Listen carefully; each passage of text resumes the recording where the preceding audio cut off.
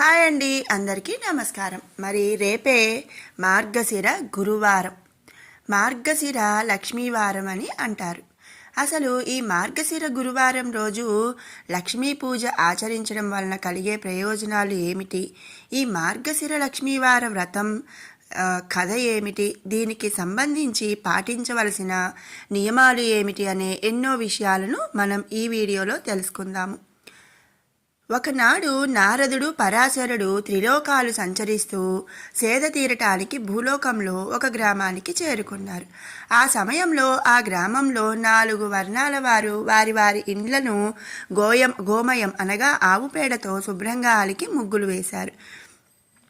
అది చూచిన నారదుడు ఆ స్త్రీల భక్తికి ఆశ్చర్యం చెందిన వారే పరాశర మహర్షితో, ఓ మహర్షి, ఈ ప్రజలంతా కలిసి ఇంత ఆనందంగా చేస్తున్న ఈ పూజ ఏమిటి?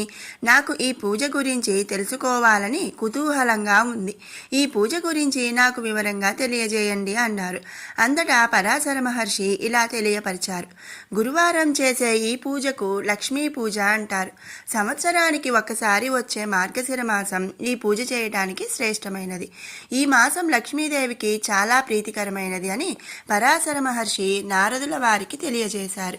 అంతటా నారదుడు, మహర్షి, ఇంతకు మునుపు ఈ పూజను ఎవరైనా ఆచరించారా? ఎవరు ఆచరించారు? ఆచరించిన వారికి ఈ పూజ వలన వారికి ఏ ఫలం కలిగింది? సవివరంగా తెలియజేయగలనని ప్రార్థించాడు. అప్పుడు పరాశర మహర్షి నారదుల వారికి ఇలా చెప్పనారంభించారు. ఒకనాడు వైకుంఠంలో లక్ష్మీదేవి విష్ణు పాదాలను సేవించుచు స్వామివారితో ఇలా అన్నది. ఓ స్వామి, ఈరోజు మార్గశిర లక్ష్మీవారం. ప్రజలు అందరూ భక్తితో నా వ్రతం ఆచరించే రోజు. మీరు అనుమతిస్తే నేను భూలోకానికి వెళ్ళి నా వ్రతం చేసే భక్తులను అనుగ్రహించి వారిని ఆనందపరుస్తాను అని అడిగింది. వారిని అనుగ్రహిస్తాను అని పలికింది. విష్ణుమూర్తి సరే, వెళ్ళి రమ్మన్నారు. మహాలక్ష్మీదేవి సర్వాలంకార భూషితాయి భూలోకానికి పయనమైంది.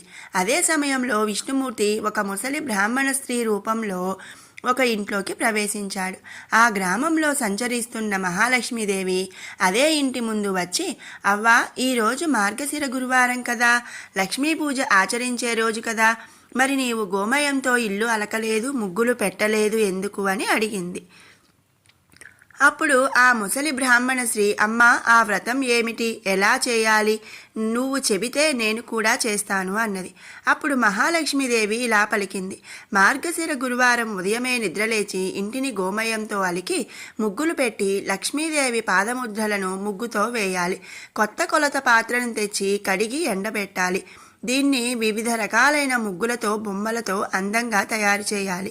శుచిగా స్నానం చేసి ఒక పీటను తీసుకొని దానిని కడిగి దానిపై కొత్త ధాన్యం పోయాలి. మనసులో కోరికను చెప్పుకొని కొద్దిగా ధాన్యమును కొలత పాత్ర మీద పోయాలి. ఎరుపు రంగు వస్త్రాన్ని కొలత పాత్రపై ఉంచి ఎర్రని పూలతో పూజించి శ్రీ మహాలక్ష్మిని స్తుతిస్తూ దీపారాధన చేయాలి. తరువాత ముందుగా పాలు నైవేద్యం పెట్టాలి. ఇక ఈ వ్రతం ఆచరించే రోజు వ్రతం చేయడమే కాక ఇంకా కొన్ని నియమాలు ఆచరించాలి. స్త్రీ గురువారం శుభ్రంగా మడివస్త్రం ధరించి వంటలు చేసి పూజా కార్యక్రమాలు నిర్వహించి నైవేద్యం సమర్పిస్తుందో ఆ ఇంట లక్ష్మీదేవి స్థిర నివాసం ఏర్పరచుకొని ఉంటుంది. ఏ స్త్రీ సాయంకాలం వేళ గడపకు 2 వైపులా దీపాలు ఉంచదో ఆ ఇంట లక్ష్మి నిలవదు. అంతేకాక ఆ ఇంట ధనానికి, సంతానానికి హాని కలుగుతుంది. భోజనానికి ముందు తరువాత కూడా కాళ్ళు చేతులు కడుక్కోవాలి. ఏ స్త్రీ అందరి చేత గౌరవింపబడుతుందో, అభిమానింపబడుతుందో అచ్చట సిరి నిల్వై ఉంటుంది. గురువారం లక్ష్మీ పూజ చేసిన స్త్రీ నివసించు ఇంటిలో ధన, ధాన్య, పుత్ర, పౌత్రులతో కలకలలాడుతుంది. ఆమె భక్తిని మెచ్చిన లక్ష్మీదేవి ఆ ఇంట పాదం మోపింది.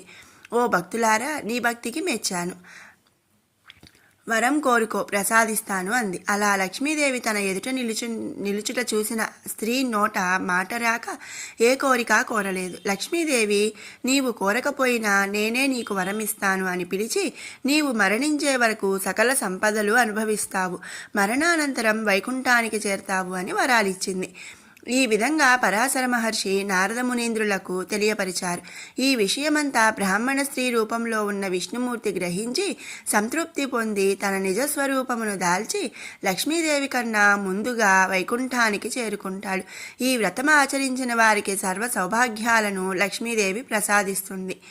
ఇక మార్గశిర మాసం 4 వారాలు, అలాగే పుష్యమాసంలో వచ్చే మొదటి గురువారం 5 వారాలు కూడా మార్గశిర లక్ష్మీవార పూజ అని చేసుకోవాలి. 1వ గురువారం పులగం నైవేద్యంగా సమర్పించాలి. 2వ గురువారం అట్లు నైవేద్యం సమర్పించాలి. 3వ వారం అప్పాలు పరమాన్నం. 4వ వారం చిత్రాన్నం గారెలు. ఇక పుష్యమాసంలో వచ్చే మొదటి గురువారం రోజు పూర్ణం బూరెలను నైవేద్యంగా సమర్పించాలి.